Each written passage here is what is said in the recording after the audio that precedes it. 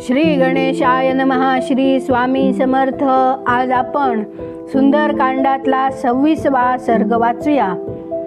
पोवळ्यासारख्या लाल तोंडाचा महातेजस्वी पवनकुमार हनुमान त्या अशोक वृक्षावरून खाली उतरला. त्याने डोक्यापाशी दोन्ही हात घेऊन सीतेला प्रणाम केला आणि विनीत भावाने दीनपणे जवळ येऊन हात जोडून सीतेशी मधुर वाणीने बोलण्यास त्याने सुरुवात केली. तो म्हणाला, प्रफुल्ल कमलदलांप्रमाणे विशाल नेत्र असलेल्या देवी, तू कोण आहेस? तू असा मलिन रेशमी पितांबर धारण करण्याचं काय कारण असू शकेल?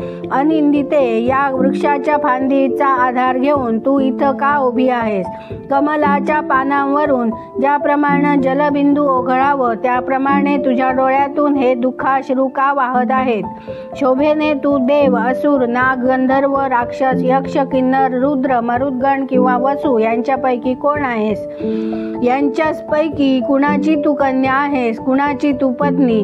सुमुखी, वरारोहे, मला तर तू एखादी देवता असावी असं वाटतं. चंद्रापासून वियोगित होऊन देवलोकातून खाली पडलेली नक्षत्रात श्रेष्ठ आणि गुणात सर्वाहून वरचढ असलेली ती रोहिणी तर तू नव्हेस ना? देवी, तुझे हे काळे भोर डोळे कुपित झालेले दिसत आहे. तू कोपानं वा मोहानं आपल्या पतीला वसिष्ठांना क्रुद्ध करून इथं आलेली सती कल्याणमयी अरुंधती तर नाहीस ना? सुमध्यमे, तू का शोक करते आहेस? का तुझा पुत्र, पिता, बंधू अथवा पती यापैकी कोणी या लोकातून परलोकात निघून गेला आहे? तू रडते आहेस, दीर्घ श्वास घेते आहेस आणि पृथ्वीला स्पर्श करते आहेस. त्यांच्यावरून मी तुला देवी मानत नाही, मात्र तू वारंवार कुण्या राजाचं नाव घेते आहेस. तसंच तुझी लक्षणं आणि चिन्ह जशी दिसत आहेत त्यावर नजर टाकताच तू एखाद्या राजाची राणी किंवा एखाद्या नरेशाची कन्या असावीस असं अनुमान काढता येतं. रावण जनस्थानातून जिला बलपूर्वक पळवून घेऊन आला ती सीता देवीच तर तू असशील तर तुझं कल्याण असो. तू मला सर्व काही खुलासेवार सांग, मी तुझ्याविषयी सर्व जाणून घेऊ इच्छितो. दुःखामुळे तुझ्यावर दीनपणाची छाया पसरलेली आहे. तुझं रूप अलौकिक आहे, तुझा वेश तपस्विनी सारखा आहे. या सर्व गोष्टीवरून निश्चितपणे तू श्री रामचंद्रांची महाराणी असावी असं मला वाटू लागलेलं आहे. हनुमानाचे बोलणे सीतेने ऐकले. त्यातले श्रीरामांचे नामसंकीर्तन ऐकून ती अतिशय आनंदित झाली. आता त्या वृक्षाचा आधार घेऊन ती उभी राहिल्याच त्या पवनकुमाराला उद्देशून ती म्हणाली, कपिवरा, मी महाराज दशरथांची स्नुषा. ते दशरथ भूमंडलावरच्या श्रेष्ठ राजसिंहासनामध्ये श्रेष्ठ होते, सर्वत्र प्रसिद्ध होते. तसंच जे शत्रुसेना संहार करण्यास समर्थ होते त्या दशरथांची मी पुत्रवधू आहे. विदेहराज महात्मा जनकाची मी कन्या आणि परमबुद्धिमान भगवान श्रीरामांची मी पत्नी आहे. माझं नाव सीता आहे. अयोध्येत श्री रघुनाथांच्या अंतःपुरात 12 वर्षापर्यंत मी सर्व प्रकारचे मानवी भोग भोगले. माझ्या साऱ्या अभिलाषा सदैव पूर्ण होत राहिल्या. त्यानंतर 13व्या वर्षी महाराज दशरथांनी राजगुरु वसिष्ठांच्या सहाय्यानं इक्ष्वाकु कुलभूषण भगवान श्रीरामांच्या राज्याभिषेकाच्या तयारीला सुरुवात केली. जेव्हा ते रघुनाथांच्या अभिषेकासाठी अवश्य सामग्री गोळा करीत होते त्यावेळी त्यांच्या कैकई नावाच्या पत्नीनं आपल्या पतीला बोलावून घेतलं आणि ती म्हणाली, श्रीरामाला राज्याभिषेक झाला तर त्याच क्षणी मी माझ्या जीवनाचा अंत करून घेईन.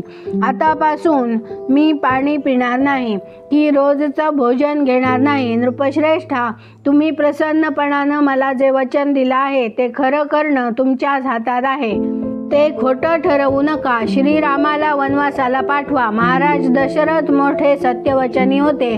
त्यांनी कैकेयी देवीला 2 वर दिले होते. त्या वरदानाचं स्मरण करून ते कैकेयीचं क्रूर तसंच अप्रिय वचन ऐकून मूर्छित झाले. त्यानंतर सत्यधर्माचं आचरण करणाऱ्या वृद्ध महाराजांनी आपला यशस्वी ज्येष्ठ पुत्र श्रीराम यांना बोलावून घेतलं आणि श्री रघुनाथांना भरताला राज्य देण्याची आज्ञा दिली. श्रीमान रामांना पित्याचं वचन राज्याभिषेकाहूनही अधिक प्रिय होतं.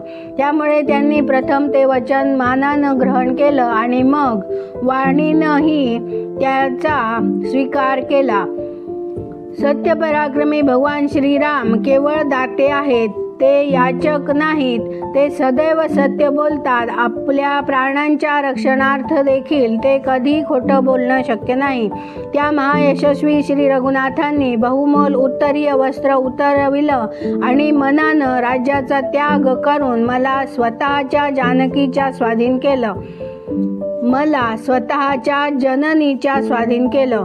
परंतु मी ते मान्य केलं नाही. त्यांच्याही पुढं मी त्वरेनं वनाकडे निघाले, कारण त्यांच्या विना मला स्वर्गातही राहणं रुचणार नाही. आपल्या सुहृदांना आनंद देणारे सुमित्रा कुमार महाभाग लक्ष्मण देखील आपल्या मोठ्या भावाचं अनुसरण करण्याच्या उद्देशानं त्यांच्या आधीच कुश आणि चिर वस्त्र धारण करून तयार झाले. अशा प्रकारे आम्ही तिघांनी आमचे स्वामी महाराज दशरथांची आज्ञा शिरसावंद्य मानून दृढतापूर्वक उत्तम रथाचं पालन करताना एक सघन वनात प्रवेश केला. ते वन आम्ही पूर्वी कधीही पाहिलेलं नव्हतं. त्या वनाचं नाव दंडकारण्य होतं. तिथं राहत असताना माझ्यावर हा प्रसंग आला. मी अमित तेजस्वी भगवान श्रीरामांची भार्या असूनही दुरात्मा रावणाने मला पळवून इथं आणण्याचं धाडस केलं आहे. त्यानं अनुग्रहपूर्वक मला 2 महिने जीवन धारण करण्यासाठी अवधी दिलेला आहे. त्या काळात मी त्याच्या इच्छेला मान तुकवली नाही, तर मला आपल्या प्राणांचा त्याग देखील करण्याची तयारी करावी लागेल. दुःखावर दुःखे येऊन कोसळल्यामुळे व्यथित झालेल्या सीतेचे ते वचन ऐकून वानर शिरोमणी हनुमानाने तिचे सांत्वन करण्यास सुरुवात केली. तो म्हणाला, देवी, मी श्रीरामचंद्रांचा दूत आहे. त्यांच्याकडून तुझ्यासाठी मी संदेश घेऊन आलो आहे. विदेहनंदिनी, श्रीरामचंद्र कुशल आहेत आणि त्यांना आपली कुशाली जाणण्याची उत्सुकता वाटते आहे. देवी, ज्यांना ब्रह्मास्त्र किंवा वेदांचंही पूर्ण ज्ञान आहे, ते वेदवेत्यामध्ये श्रेष्ठ असलेले दशरथ नंदन श्रीराम स्वतः सुखरूप आहेत आणि तुझं कुशल विचारित आहेत. तुझ्या पतीचा अनुचर असलेला प्रिय महातेजस्वी लक्ष्मणाला शोक अनावर झाला आहे. त्यानंही नतमस्तक होऊन तुला प्रणाम केल्याचं वृत्त तुझ्या कानी घालण्यास सांगितलं आहे. पुरुषसिंह श्रीराम आणि लक्ष्मणासंबंधी वृत्त ऐकून सीतादेवीच्या सर्वांगावर आनंदाने रोमांच उभे राहिले. ती हनुमानाला म्हणाली, जर मनुष्य जिवंत राहिला तर त्याला 100 वर्षानंतरही आनंद प्राप्त होऊ शकतो. या लौकिक म्हणीचा आज मला प्रत्यय आला आहे. आज ती मला अगदी खरी आणि कल्याणमयी वाटते आहे. सीता आणि हनुमानाच्या त्या भेटीने दोघांनाही अद्भुत प्रसन्नता झाली. एकमेकांचे विश्वस्त होऊन ते एकमेकांशी वार्तालाप करण्यात गढून गेले. शोकसंतप्त सीतेची ती कहाणी ऐकून पवन कुमार हनुमान तिच्या काहीसा जवळ आला.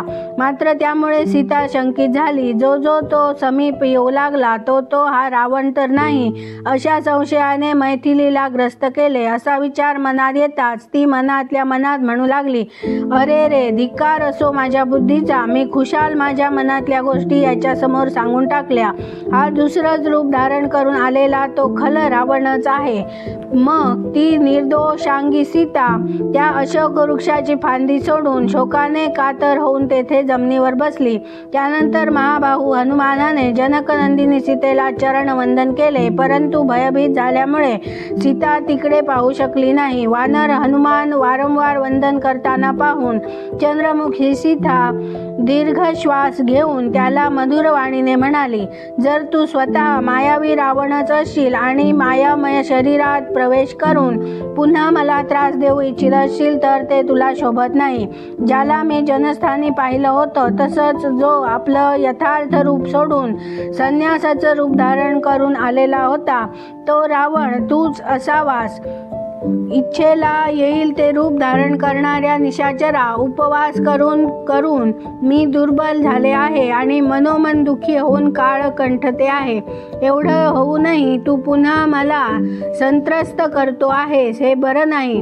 का माझ्या मनात शंका येत आहे ती खरी नसेल, कारण तुला पाहून माझ्या मनाला प्रसन्नपणा वाटतो आहे.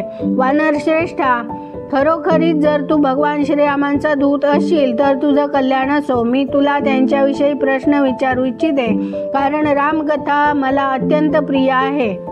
वानरा, माझ्या प्रियतमांच्याच श्रीरामांच्याच गुणांचं कथन कर. सौम्य, ज्याप्रमाणे जलाचा वेग नदीचा तट देखील वाहून नेतो, त्याप्रमाणे तू श्रीरामांचं गुणवर्णन करून माझं चित्त चोरीत आहेस. आहा, किती सुखद स्वप्न हे. या स्वप्नामुळे चिरकालापासून पळवून आणण्यात आलेली ही सीता आज भगवान श्रीरामांनी पाठविलेल्या वानरदूताला पाहू शकते आहे.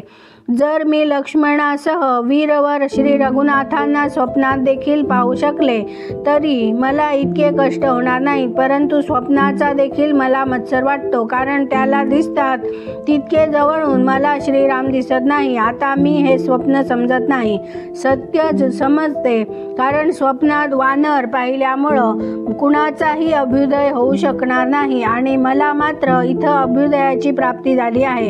अभ्युदयकाली लाभणारी प्रसन्नता माझ्या मनाला लाभली आहे का, हाही माझ्या चित्ताला झालेला मोहच आहे. हा वात प्रकोपानं झालेला भ्रम तर नव्हे ना, मला उन्माद तर झालेला नाही ना, का ही मृग तृष्णा आहे? नाही, हा उन्मादजनित विकार नव्हे. उन्मादासारखी लक्षणं असलेला हा मोहही नाही, कारण मी स्वतःची स्वतःला पाहू आणि समजू शकते. तसंच हा वानरही मला व्यथित दिसतो आहे. त्याचं बोलणं समजतं इतकं म्हणूनही सीतेच्या मनात पुन्हा संशय आला. विचारांची पलट घेतली. तिच्या मनात निश्चय होईना. राक्षसांच्या आणि वानरांच्या बलाबलाचा विचार केल्यावर हा राक्षस राज रावण असावा असे तिला वाटले. राक्षसामध्ये इच्छेला येईल ते रूप धारण करण्याची शक्ती असते असा विचार करून ती तनुमध्यमा जनकात्मजा सीता गप्प झाली. त्यानंतर तिने कपीवर हनुमानाशी अधिक संभाषण केले नाही. सीतेचा हा निश्चय जाणून घेऊन कपीवर हनुमान बोलू लागला. त्याच्या बोलण्याने कानांना सुखकारक अशा अनुकूल वचनांनी तिला हर्ष होऊ लागला. तो म्हणाला, भगवान श्रीराम सूर्याप्रमाणे तेजस्वी, चंद्राप्रमाणे लोकमोहक, तसेच देव कुबेराप्रमाणे सर्व जगताचे राजे आहेत. ते महायशस्वी, भगवान विष्णूप्रमाणे पराक्रमी, तसंच बृहस्पतीप्रमाणे सत्यवचनी आणि मधुरभाषी आहेत. रूपवान, सौभाग्यशाली असलेले रामचंद्र मूर्तिमंत कामदेवाप्रमाणे कांतिमान आहेत. क्रोधस्थानावर प्रहार करायला समर्थ असलेले श्रीराम या जगतातले श्रेष्ठ महारथी आहेत. संपूर्ण जग त्या महात्म्यांच्या भुजांच्या आश्रयाला विसावलं आहे. त्यांच्याच छत्रछायेत ते वास करते आहे. मृगरूप धारण करून मिशाचराने श्री रघुनाथांना आश्रमापासून दूर नेलं आणि ती संधी साधून या राक्षस राजानं रिकाम्या आश्रमात घुसून तुझं अपहरण केलं. मात्र त्याला त्याच्या या पापाचं फळ मिळणार आहे, ते तू तुझ्या डोळ्यांनी पाहशील. पराक्रमी श्रीरामचंद्र लवकरच रावणाचा वध करतील. आपले प्रज्वलित अग्निप्रमाणे तेजस्वी असलेले बाण समरांगणात वापरून ते रावणाला नाहीसा करतील. त्यांनीच मला इथं पाठवलं आहे. त्यांचाच दूत बनून मी इथं तुझ्यापाशी आलो आहे. भगवान श्रीराम तुझ्या वियोगाच्या दुःखानं ग्रासलेले आहेत. त्यांनी तुला स्वकुल वर्तमान सांगण्यास सांगितलं आहे. तसंच तुझी ही खुशाली विचारली आहे.